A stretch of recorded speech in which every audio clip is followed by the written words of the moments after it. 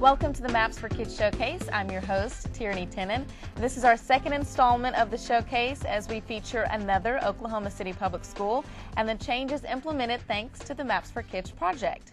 Oklahoma City voters should be really proud of the progress made by the Maps for Kids project. The approved tax increase has funded transportation and technology upgrades and renovated or built 43 OKCPS sites with construction and design phase of all of the middle schools underway. Well, students at one school are singing the praises of their Maps for Kids renovations. Wilson Arts Integration Elementary School is one of the many shining stars of the Oklahoma City Public School District. With an emphasis on the arts and strong community partnerships, the school is developing future musicians, actors, and maybe even some opera singers. Wilson Elementary opened its doors way back in 1919 as a 7-room school building with a price tag of $47,677. It was the first public elementary school in Oklahoma City to have a library and school lunch on campus. Well, now the school serves 350 students with an emphasis on the arts. Joining us today on the showcase is Kirk Wilson. He is the principal at Wilson Elementary School, and as we were talking before the show started, no relation. That's correct, no relation. No relation for you. But from the beginning, this school has really had an emphasis on the arts. You know, in 1930s, they had the violin class and then even the rhythm band. Tell us about the responsibility you and the students and even the teachers have to make sure that you incorporate arts in everyday life for those students. Well, it really has to permeate the culture of the school, and it does. It's not just teaching art or teaching drama or teaching music. It's not teaching art for art's sake. It's so much more than that. It's a collaborative effort between the teachers and the art specialist or the teaching artists to really come up with objectives on both sides and to teach to both of those. Well, I've been lucky enough to visit Wilson a couple of times. So for the residents, if they were to walk into Wilson, what would they see in regards to classroom instruction? Well, they would see teachers teaching through the arts, using the art forms such as music and drama and visual art to convey objectives in music or in math and in writing. And it's just an amazing thing. You would see teaching artists collaborating with the classroom teachers to come up with strategies to get the skills mastered. You know, when you think about an arts integration school, maybe some people are thinking about Fame, the show that was back in the 80s. But describe, what is a typical Wilson student? Will you see the students walking down the hallway bursting into song or something? Right. No, we're not quite like an episode of Glee or anything like that, but you can see that that's sort of the public perception. We really do have about a good balance, a 50-50 balance of males and females. We have probably about 60% Caucasian population, about 25% African American population, 6% Hispanic, 7% Native American, and just sort of a mix of the rest, Asian and multiracial.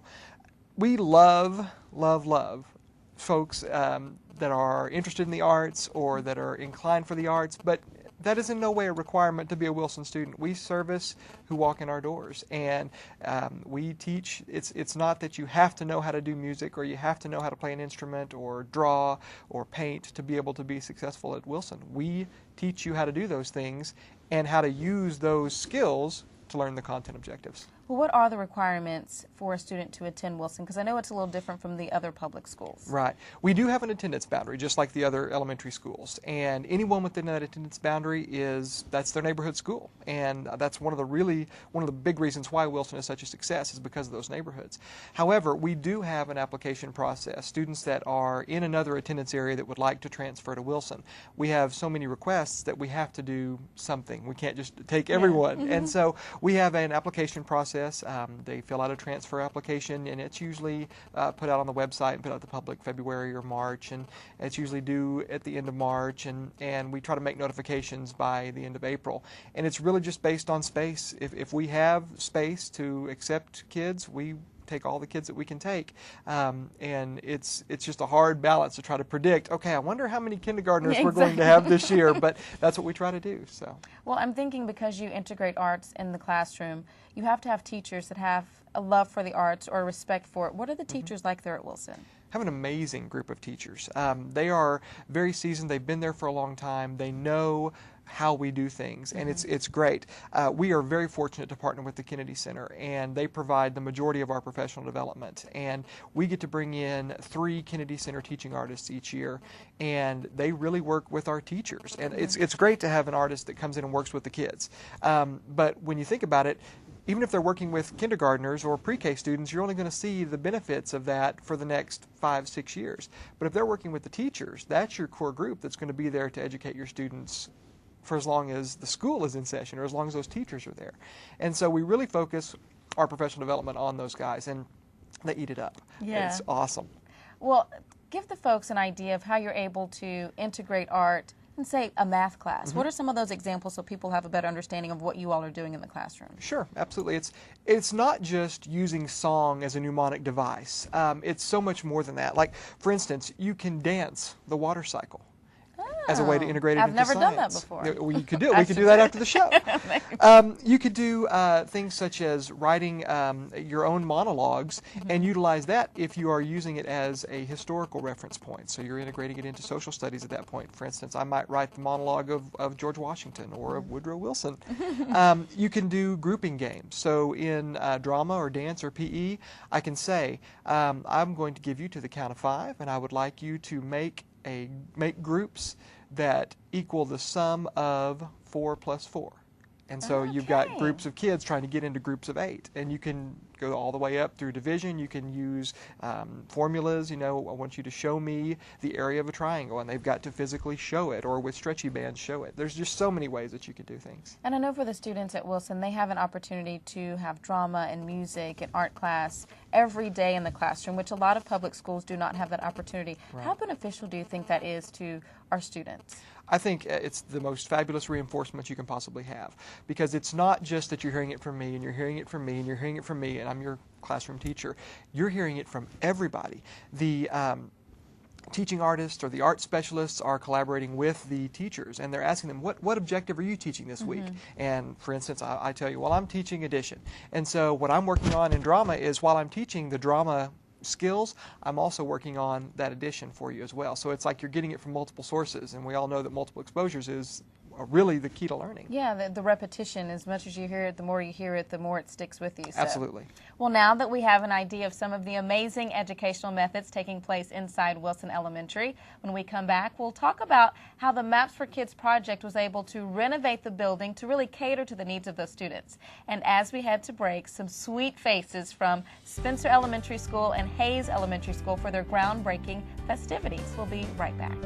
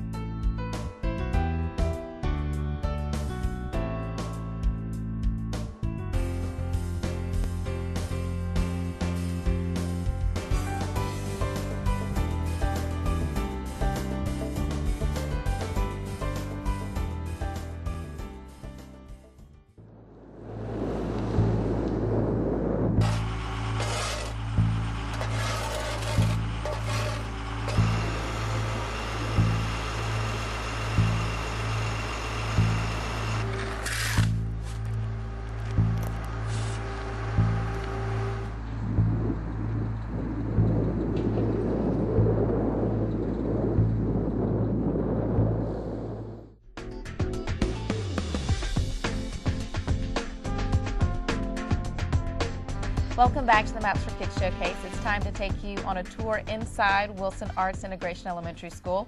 Wilson was the first school in Oklahoma City Public School District to be designated as a specialty school in arts integration, and the renovations of the building support the school's mission to integrate the arts in all subjects. Now, Kirk, the entrance, if you'd been there before the MAPS renovations, it's in a different area, but that was strategic. There was a reason for that. Absolutely. The biggest reason was for security's sake. The main entrance now has been moved to the south side of the school, and a double door has been added. And that way, that kind of forces all of the visitors or all the folks entering the school to come to the office first, so that we can get in and have a visitor's badge and have them sign in. And it's just a protection for our students so that they're safe. When you walk into the building, you'll see several murals all across the school building. Some of those were there before, and they've stayed there even throughout the Maps for Kids renovations. Why was it so important to include that artistic expression? Well, it boils down to two things: history and culture. These are, a lot of them are WPA murals, and so that those historical documents or historical representations are just amazing for our kids to be able to see. And that translates into the culture, because it's not just we're seeing a picture of this mural, we're living it. Some of these have been done by parents, some of them have been done by students, and for you to be able to be engrossed in that on a daily basis, it's phenomenal. Well, one of the really stunning pieces at the school, not just the sweet children that are there is this amazing glass brick wall that is just beautiful. And I've walked through there with the sun shining through it. It's just an amazing feat. It's artistic, but it's also musical, right? That's correct. There is a quote by Goethe that is, "Architecture is frozen music." And that sort of inspired the design and the creation of this glass brick hallway. And so each of the color, or actually each brick, is a 1/16th note in the score to Peter and the Wolf. It's amazing.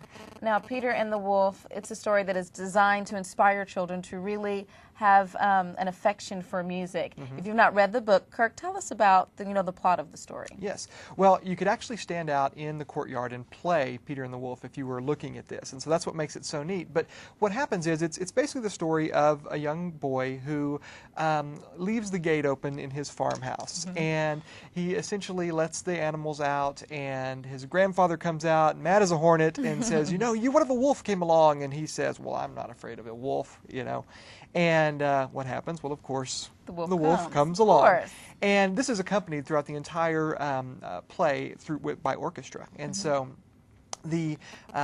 basically what ends up happening is the wolf captures and eats one of the animals, and the boy then goes on a rescue mission to try to lasso the wolf, and some hunters come along and help him, and they end up, rather than doing what hunters do, they take the wolf through a victory parade into a zoo. And so it's a really neat piece, and it's just beautiful to listen to. And the musical score is beautiful, so let's take a few moments to hear a sample of the musical score.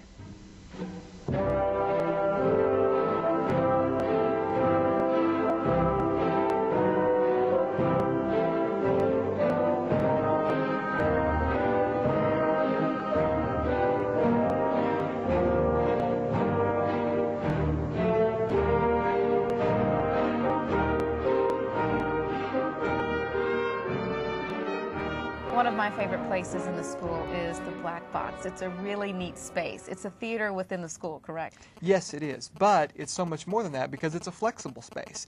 Black is an easy color to be able to project onto. It's an easy color to be able to focus on, and so it really can be anything. There aren't stadium seats. The seating arrangement is basically a stack of chairs, and those chairs can be arranged in any format. You can have theater in the round. You could create stadium seating with levels. You can have the children get in groups, sit on the floor. You can have the children focus on a point, and it's not a distraction. It also really helps when colors are able to pop against that black, so it doesn't require a whole lot of lighting. You can use a minimalistic effect, and the color is what draws the eyes, so it's awesome. And that's really a piece that you won't find in any other elementary school in Oklahoma City, which is another way that they really were able to build and cater to the needs of that school. Very true. The computer lab and the library, they're also great, amazing spaces. And I know in the computer lab you do some interesting lessons for the kids. Something about Thunder games or the score, because I'm a huge Thunder fan. So that's very true. As the am I. project really interests me, so let the folks know about that. Sure. That's a project that was done in our 4th grade. One of our second-year teacher, Mrs. Riedel, came up with the project, completely designed it. She's a huge Thunder fan. There were skills that were taught around the theme of the Thunder. And so the children went to the computer lab and researched what schools did the players go to? Did they graduate from college? What was their degree in? What does that degree actually mean?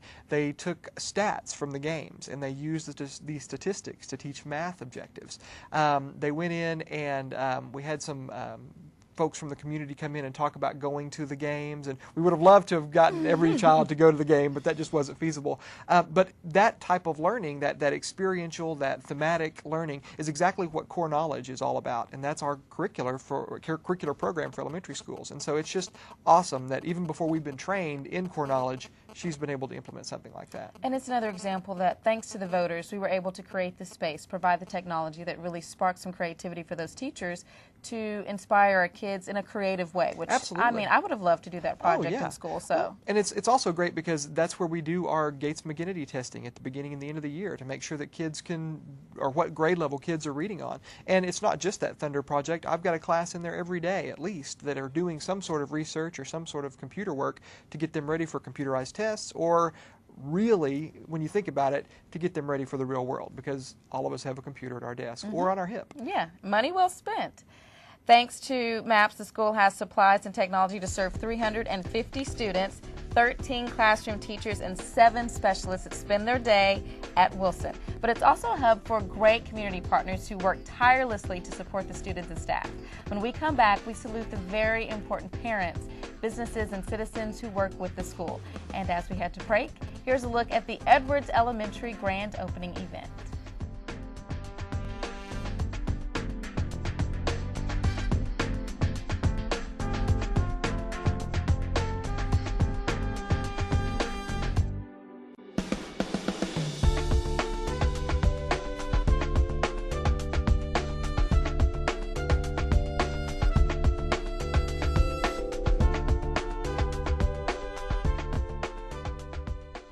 Could you stand a little fun in your life?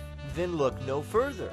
The Oklahoma River Cruises tour the beautiful Oklahoma River. You can enjoy a fun-filled, family-friendly, climate-controlled adventure you won't forget, offering public cruises, exciting theme cruises, and private cruises tailored to your needs. Book your fun-filled cruise today.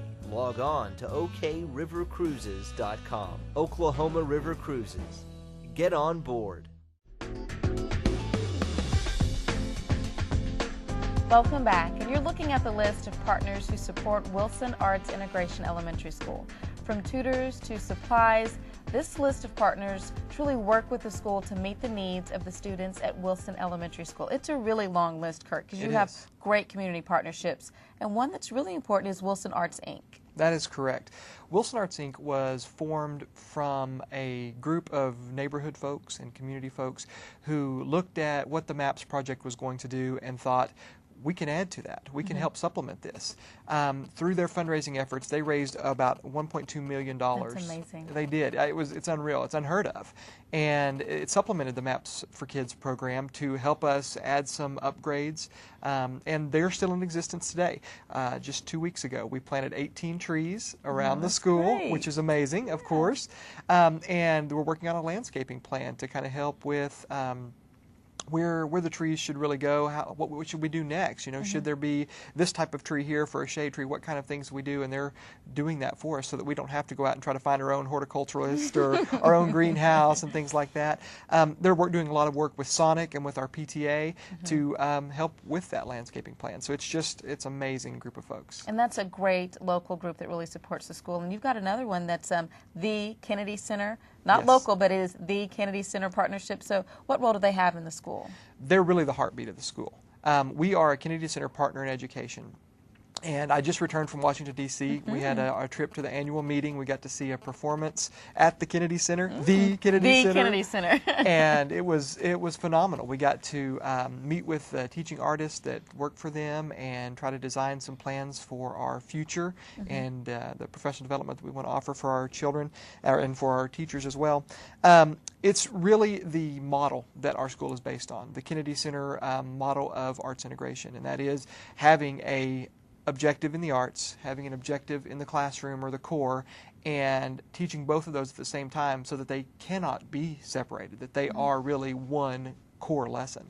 And you know, we bring in, as I mentioned before, at least 3 professional developments each year from the Kennedy Center where they send their teaching artists out to teach our teachers how to teach through the arts. And they also provide resources, they provide networking opportunities. We have another partner education site in Enid, and so we work with Enid Public Schools to, when we bring an artist down, we send them on to Enid. So it's great. I mean, it's just an amazing program, and we couldn't do this without them. Your community partners is really, or could really be a model for other schools, not just in Oklahoma City, but across the state and the nation on how to really partner with the community on a local, state, and national level. How are you able to inspire those folks to get involved in the schools, and what can other schools learn about what you all are doing? Well, I think it was just really a perfect storm. It was a historical community that was really concerned about a neighborhood school. And it was the leadership of a great principal who just retired last year, Miss Beverly Story. And it was just about beating the bushes and finding someone, a program such as the Kennedy Center's Arts Integration approach, to turn that school around. And we really went from one of the lowest performing schools in Oklahoma City to one of the highest. And you saw results within that first year. You can look back at the historical data, and it's just amazing. And so once we started to see that success, it was a lot easier. But in the beginning, it really took Miss Story and her teachers out beating the bushes. Cliff Hudson at Sonic was one of the amazing folks that was able to jump in. I mean, they do so much for our school. They provide tutors, company time for them to come in. They also help our kids with our winter party. They provide, which I've been to, which is amazing. Awesome. It is great. They have the kids backpacks with toys and supplies, and they provide a snack and lunch for the kids that day. It's such a phenomenal partnership. And then they are also now involved in our landscaping plans. I mean, you just can't speak enough. But I think you've got to get that core group of folks that are willing to work with you and they're interested in the school and really want to see what's best for our kids. And then you've got to get everybody on the same page. And it's a collaborative effort. It's not easy. You've got to manage communication with a lot of different people, folks. yes, and different personalities as well. Right. Don't want to step on anybody's toes, but at the same time, it makes it so much easier to have all the partners to be able to call on for different things. And you're all working toward the same goal. So Absolutely. Thank you so much for joining us, Kirk. Sure. It was a lot of fun to have you on the show, our Thanks second installment. Yes, so, thanks for Mr. having Wilson us. from Wilson. Yes. Well, the Maps for Kids Showcase will air monthly on City Channel 20 and highlight programs, improvements, and partnerships that affect our city schools. For more information on the Maps for Kids project, just visit okc.gov. And for more information on Oklahoma City Public Schools, visit okcps.org. And as we leave you, here's a look at the upcoming Maps for Kids grand openings and groundbreakings. Thanks for joining us.